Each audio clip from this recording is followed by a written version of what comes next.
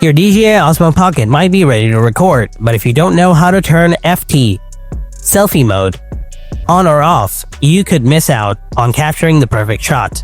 Many users get confused, not knowing the simple steps. In this video, I'll show you step by step how to enable or disable FT, selfie mode, on your DJI Osmo Pocket.